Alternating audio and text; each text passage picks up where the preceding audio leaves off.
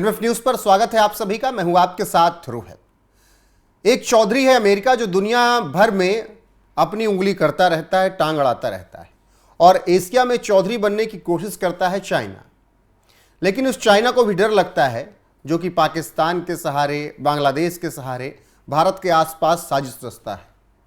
उस जिनपिंग को भी डर लगता है जो कि पिछले कुछ दिन से गायब है।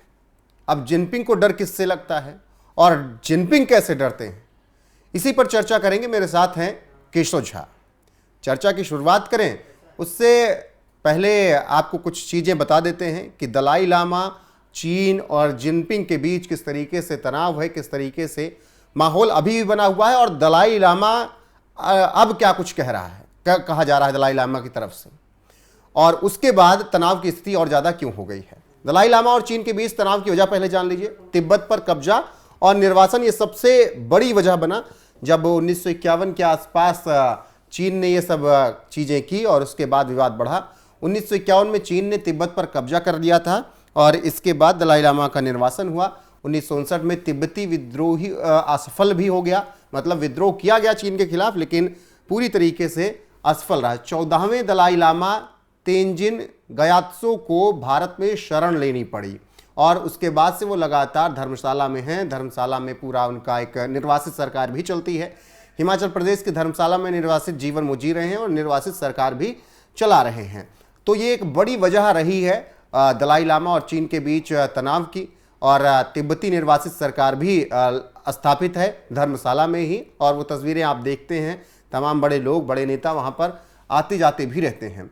चीन दलाई लामा को एक अलगाववादी नेता भी मानता है, क्योंकि वो कहता है कि दलाई लामा देश तोड़ना चाहते हैं, क्योंकि तिब्बत की स्वतंत्रता या स्वायत्तता की वकालत करते हैं दलाई लामा लगातार, और यही वजह चीन को पसंद नहीं आते वो। दलाई लामा की घोषणा अभी हाल फिलहाल में क्या हुई वो जान लीजिए। उनके उत्तराधिकारी का चयन गादेन फूडरंग ट्रस्ट द्वारा होगा, ये हाल फिलहाल में घोषणा की गई, जिसकी वजह से अब और बवाल मचा है। इसमें किसी बाहरी हस्तक्षेप, विशेष रूप से चीन की कोई भूमिका नहीं होगी, ये भी तय कर दिया गया और बता दिया गया है। मतलब चीन चौधरी नहीं बन पाएगा, और चीन का दावा है कि अगले दलाई लामा का चयन उसकी मंजूरी और स्वर्ण कलश प्रक्रिया के तहत होनी चाहिए। तो ये फिलहाल विवाद और अभी जो ताज़ा खबर थी उसके बारे में जानकारी दी। अब केशव जी, जिस तरीके से ये विवाद लगातार बढ़ता जा रहा है, इसके पीछे का कारण आपको नजर क्या आ रहा है? जिनपिंग क्यों डरे हुए हैं दलाई लामा से? देखिए, 21 लाख की आर्मी है, दुनिया भर में उसके कह सकते हैं कि एजेंट्स हैं, पैसे की ताकत है, और कह सकते हैं प्रॉक्सीज बहुत सारे काम करते हैं। भारत में भी उसके प्रॉक्सीज हैं जो कि कम्युनिस्टों के रूप में हम जानते हैं कि वहाँ पे काम करते हैं और उसके प्रति सहानुभूति रखते हैं। लेकिन जिनपिंग जो पूरी दुनिया में चाहता है कि अपनी साम्राज्यवादी ताकत को बढ़ाया जाए, एक्सपेंशनिस्ट पॉलिसी है कि अपनी ज़मीन हड़पना है और अपनी ज़मीन छोड़ना नहीं है। वो तिब्बत के साथ भी कुछ वही हुआ था 1959 में।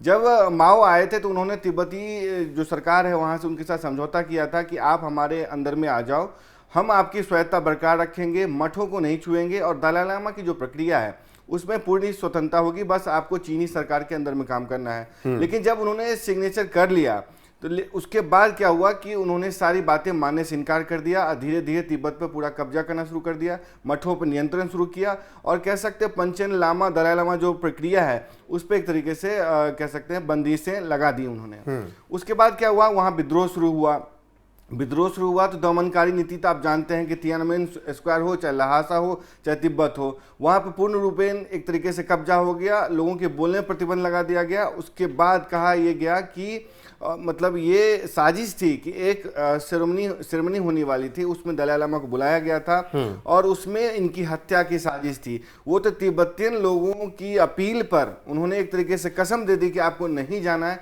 इसलिए वो नहीं गए तो उनकी जान बची। उसके बाद जो विद्रोह भड़का, उसकी दमनकारी नीति हुई, उसके बाद उनको 1959 में भारत की ओर आना पड़ा।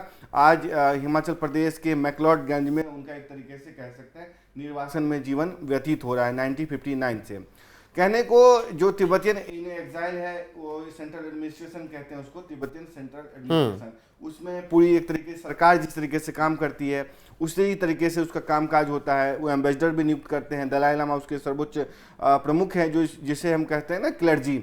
तो वो उसके प्रमुख है। लेकिन एक प्रेसिडेंट भी होता है जो तेनपा सेरिंग है। इससे पहले मेरी मुलाकात भी रोहित जी हुई है तकरीबन 19 में, जब मैं वहाँ गया था तिब्बतियन एडमिनिस्ट्रेशन से मिलने। वहाँ पे तत्कालीन जो प्रेसिडेंट थे लॉबसांग सांगे, उनसे मुलाकात भी हुई थी, वहाँ के स्पीकर से मुलाकात हुई थी। तो एक सरकार जैसे चलती है वहाँ पे कह सकते हैं कि मैक्लोडगंज में या हिमाचल प्रदेश में काम करते हैं, और तिब्बतियन रिफ्यूजी बहुत शांति से वहाँ रहते हैं। लेकिन केशव, अब जो एक विवाद हो रहा है, अब इसमें भूमिका भारत की भी है, क्योंकि भारत ने सिरे से खारिज कर दिया कि चीन की कोई भूमिका नहीं होनी चाहिए।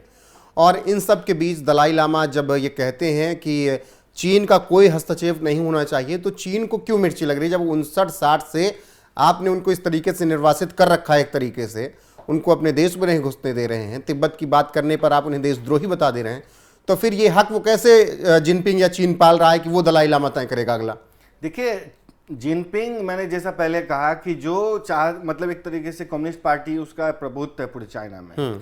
दलाई लामा ही एकमात्र शख्सियत बचे हैं पूरी दुनिया में, मैं अगर कहूँ, जो चीन की चुनौती को एकदम एक तरीके से कह सकते स्वीकार नहीं करते, मतलब उसको मानते नहीं है। उसको जो प्रभुत्व है, उसको कोई चुनौती दे सकता है चीन के अंदर में, तो वो दलाई लामा है। दलाई लामा सिर्फ एक व्यक्ति नहीं, संस्था है। दुनिया भर के जो बौद्ध धर्म के जो अनुयायी हैं, चीन सबसे बड़ा कह सकते हैं बौद्ध धर्म का देश है, हालांकि वहाँ माने नहीं देता, वहाँ पाबंदी है। तो चीन के लिए सबसे बड़ी चुनौती दलाई लामा है, क्योंकि वहाँ पे जो कम्युनिज्म फैला, कन्फ्यूजियम बोलते हैं उसको, अगर चीन में कह सकते हैं बौद्ध संस्कृति फैलती है, स्पिरिचुअलिज्म बढ़ती है, धर्म से संबंधित कार्य बढ़ते हैं, तो चीनी जो कम्युनिस्ट पार्टी है, जिनपिंग जो है, पॉलिट ब्यूरो है, उसका प्रभुत्व कम हो जाएगा। जो चीन कह सकते हैं कि पूरी दुनिया में आक्रामक नीति अपनाता है, वो इतना डरता है दलाई लामा जैसी शख्सियत से कि पूरे चीन में कह सकते हैं उनकी तस्वीर पे पाबंदी है, कोई तस्वीर रख नहीं सकता, उनकी तस्वीर लगा नहीं सकता, और पूरे तिब्बत में भी उनकी तस्वीर की कोई पूजा नहीं कर सकता, कोई रख नहीं सकता, रखेगा तो उसको उम्र कैद है, यातनाएं दी जाती हैं। अच्छा केशव जी, अगर ये हो गया कि चीन नहीं तय कर पाया, स्वर्ण कलश की जो बात कर रहा है, प्रक्रिया की जो बात कर रहा है, अगर वो अगला दलाई लामा नहीं तय कर पाया, तो क्या चीन को ये लग रहा है कि उसके प्रभुत्व पर भी थोड़ा असर पड़ेगा? जो एशिया का चौधरी बनने की कोशिश करता है, उस पर भी सवाल उठेगा कि एक दलाई लामा तय नहीं कर पा रहे हो, एशिया का चौधरी बनने चले हो। देखिए, ये बहुत जो बीते दिन हुआ वो बहुत ऐतिहासिक मौका है पूरी दुनिया के लिए। ये कल जो कुछ हुआ वो इसलिए भी अहम था रोहित जी, क्योंकि ये देखिए, चीन को लग रहा था कि 90 साल के हैं, बुजुर्ग हैं, हथियार डाल दिए हैं, जो उन्होंने तकरीबन 1995 तो आप कह रहे हैं कि 90 साल के बुजुर्ग के आगे जिनपिंग ने सरेंडर कर दिया? बिल्कुल सरेंडर कर दिया। मैंने जो आपने एक टाइटल दिया है ना कि डरता है चीन, डरता है जिनपिंग, डराने वाला चाहिए, तो दलाई लामा वही व्यक्ति है जिनसे चीन खौफ खाता है, डरता है। जिनपिंग डरता है, खौफ खाता है। 1995 में और वो भी जब आपको 65-66 साल बाहर होते हुए रह गए। देखिए, चीन जो है डरपोक एक देश है, उसने हॉलीवुड जैसे एक कह सकते हैं अपना प्रभुत्व बना के रखा है, जो ये दिखाता है कि बहुत ताकतवर है, अपनी मिलिट्री उसकी बहुत ताकतवर है। लेकिन कैसा देश है जो 1995 में एक 6 साल के बच्चे को उसने कैद कर लिया, और आज 30 साल हो चुके हैं, आज तक उस बच्चे का क्या कह सकते हैं कि कोई खबर नहीं है कि जिंदा है, मर गया। वो कौन है व्यक्ति? दलाई लामा सर्वोच्च नेता होते हैं बौद्ध धर्म गुरु में, मतलब सर्वोच्च संस्था है। उनके बाद एक होता है पंचेन लामा। पंचेन लामा वो होता है जिसको कि चुनते थे दलाई लामा, और वही कह सकते हैं उत्तराधिकारी होता है, वही दूसरा सर्वोच्च पद होता है पंचेन लामा का। उससे इतना डर गया चीन कि उसको 1995 में कैद कर लिया, अगवा कर लिया, आज तक कहाँ है कुछ पता नहीं है, 30 साल बीत चुके हैं। तो उसी से आहत होकर के 1995 में उन्होंने एक तरीके से कह दिया था कि उनके बाद ये जो दलाई लामा की जो प्रक्रिया है वो खत्म हो जाएगी। लेकिन दुनिया भर से ये अपील की गई दलाई लामा से कि नहीं, चीन के आगे हथियार नहीं डालना है, आपको तिब्बतियों का नेतृत्व करना है, बुद्धिज्म का नेतृत्व करना है। फिर उसको सुनते हुए उन्होंने 2015 में जो ट्रस्ट है उसकी घोषणा की थी। उसका मतलब दलाई लामा की प्रक्रिया को कह सकते हैं कि बरकरार रखने के लिए किसको चयन करना है, कौन बनेगा, कौन उत्तराधिकारी होगा, उसके लिए एक ट्रस्ट की स्थापना की थी। उनको ही उन्होंने एक तरीके से उत्तराधिकारी चुनने की जो कह सकते हैं छूट दे दी है, अधिकार दे दिया है।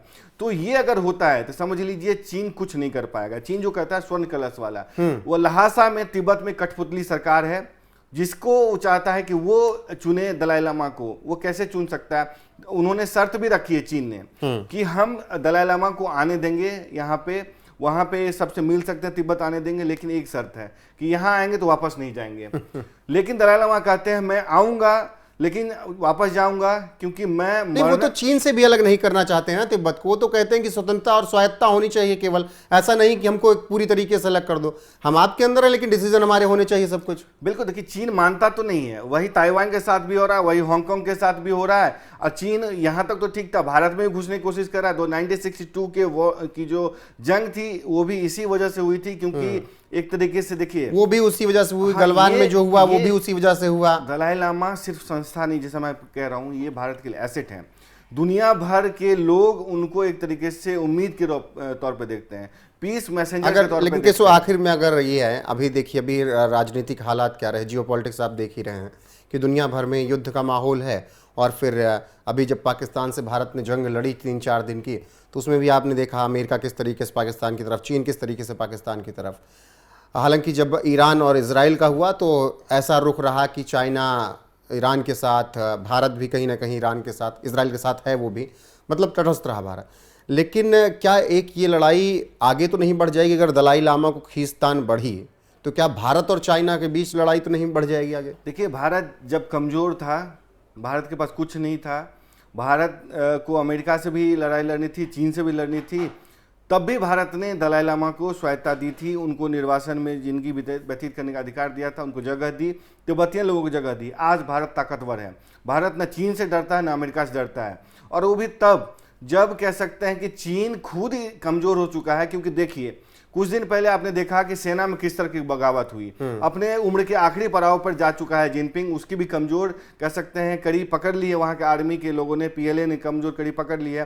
पोलित ब्यूरो में विरोध बढ़ रहा है क्योंकि इसने आजीवन अपने आप को स्वायत्ता सत्ता दे दी है, तो उसका विरोध बढ़ रहा है, पकड़ ढीली पड़ती जा रही है। ऐसे में बहुत सुनहरा मौका है कि भारत दलाई लामा का साथ दे। जो ये मैटर भारत ने 1959 में शुरुआत की थी उसको आगे भी जारी रखे और एक तरीके से उसका साथ दे, क्योंकि अमेरिका ने भी कहा है कि इसमें घुसपैठ करने की चीन को कोई जरूरत नहीं है, हम बिल्कुल बर्दाश्त नहीं करेंगे।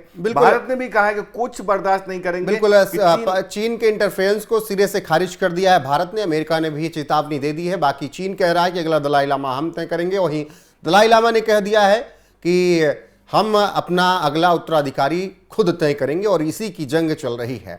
बाकी जिनपिंग पिछले कुछ दिन से गायब ही हैं, वो कहीं दिख नहीं आ रहे हैं। और जो जिनपिंग एशिया के चौधरी बनने चले हैं वो अभी तिब्बत और चाइना को ही नहीं संभाल पा रहे हैं, ऐसा नजर आता है। दलाई लामा के सामने जिस तरीके से केशव ने कहा कि उनकी तस्वीर तक से खौफ खाते हैं चीन और जिनपिंग की सेना वाले जो हैं, ग्रुप वाले, तो उससे आप समझ सकते हैं कि दलाई लामा किस तरीके से डर है इन सब के अंदर। बाकी आपकी राय क्या है इस खबर पर? कमेंट सेक्शन में जाइएगा, बताइएगा जरूर। वीडियो को शेयर कीजिएगा, लाइक कीजिएगा, चैनल को सब्सक्राइब करना ना भूलिएगा, क्योंकि देश और दुनिया की तमाम अपडेट आपको यहाँ पर मिलती रहेंगी लगातार। नमस्कार।